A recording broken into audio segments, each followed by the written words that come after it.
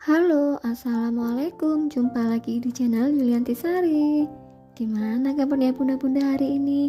Semoga semuanya sehat-sehat selalu ya. Wah, baru lihat tampilannya aja udah menggoda nih. Gimana dengan rasanya ya? Nggak usah berlama-lama, langsung aja yuk kita ke proses pembuatannya.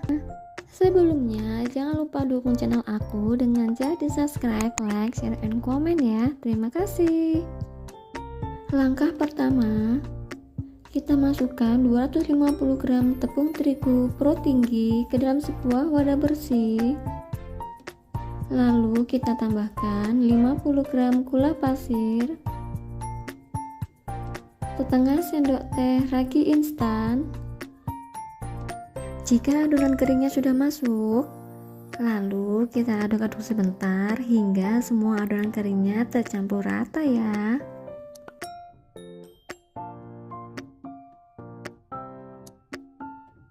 Jika dirasa adonan keringnya sudah tercampur rata, setelah itu kita masukkan 1 butir kuning telur. Lalu kita mixer sebentar menggunakan kecepatan sedang. Setelah semuanya tercampur rata, lalu kita matikan mixernya terlebih dahulu. Lalu kita tuang 130 ml susu cair dingin. Lalu kita mixer kembali adonannya menggunakan kecepatan sedang. Ini nge-mixernya nggak usah terlalu lama dulu ya bun, cukup sampai adonannya kalis saja. Jika adonannya sudah tercampur rata dan kalis seperti ini, lalu kita matikan mixernya terlebih dahulu. Lalu kita masukkan 50 gram mentega. Jika bunda-bunda ingin menggantinya dengan margarin juga bisa ya.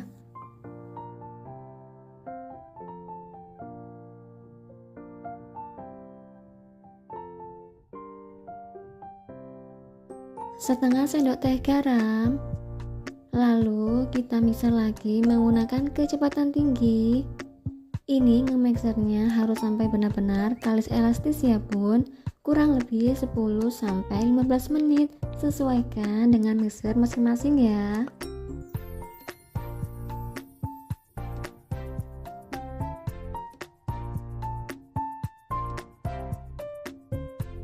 Setelah 15 menit, kita matikan mixernya terlebih dahulu.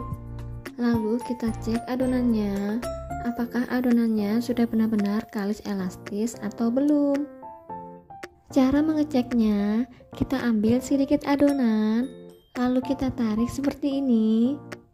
Jika adonannya ditarik seperti ini dan tidak sobek, itu tandanya adonan sudah benar-benar kalis elastis ya. Jika adonannya sudah kalis elastis seperti ini, lalu kita lanjut ke proses selanjutnya. Lalu ini adonannya kita bulatkan terlebih dahulu seperti ini ya bun. Nah, setelah bulat seperti ini, lalu kita kembalikan ke dalam wadahnya. Setelah itu kita tutup adonannya dan tunggu adonannya hingga mengembang 2 kali lipat, kurang lebih 15-20 menit. Sesuaikan dengan suhu ruang masing-masing ya. Setelah 15 menit, adonannya akan mengembang 2 kali lipat seperti ini. Lalu kita pindahkan ke dalam alas roti dan kita uleni adonannya sebentar agar tidak ada udara yang terperangkap di dalam adonan. Setelah itu, kita bagi adonannya menjadi beberapa bagian. Karena nantinya saya menggunakan cup yang berukuran kecil, jadi saya menimbangnya tiap adonannya seberat 35 gram. Lalu tiap adonannya kita bulatkan atau kita rounding seperti ini. Ini difungsikan agar nantinya kita bisa menghasilkan roti yang halus dan lembut. Kita rounding tiap bagian adonannya seperti ini. Setelah semua selesai di rounding, kita ambil adonan yang pertama kali selesai di rounding terlebih dahulu. Lalu kita pipihkan seperti ini. Lanjut, kita gilas adonannya menggunakan rolling. Jika bunda-bunda tidak mempunyai rolling, bunda-bunda bisa menggilasnya menggunakan botol. Kita gilas dan kita pipihkan seperti di video ini.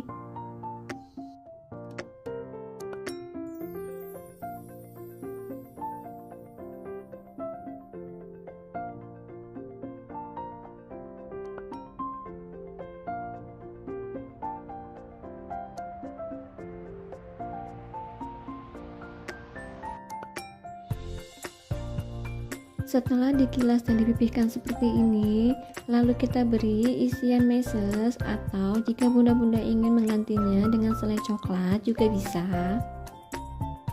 Lalu kita gulung adonannya seperti ini. Kita ikuti caranya seperti di video ini ya.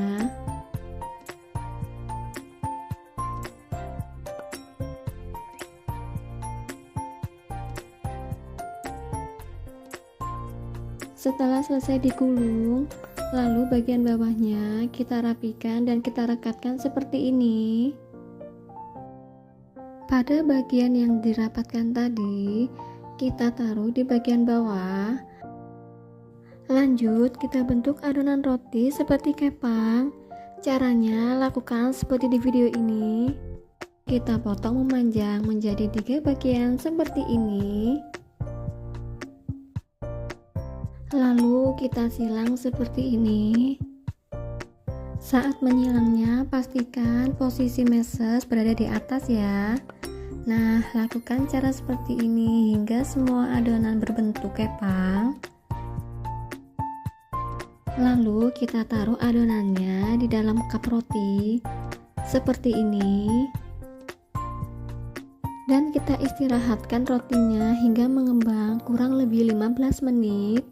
Sambil menunggu rotinya mengembang, kita panaskan ovennya terlebih dahulu.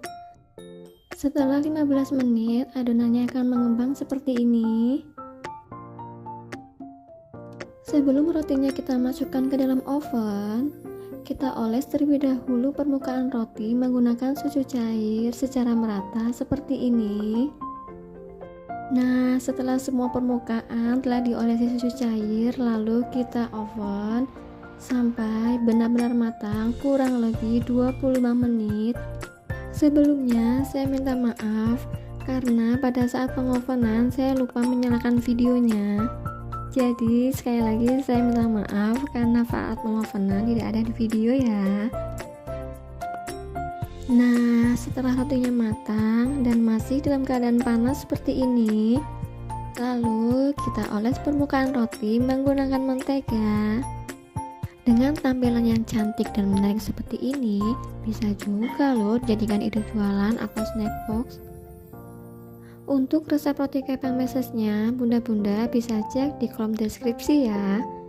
Terima kasih sudah menonton video terbaru dari aku. Jangan lupa di subscribe, like, share, and comment ya. Selamat mencoba.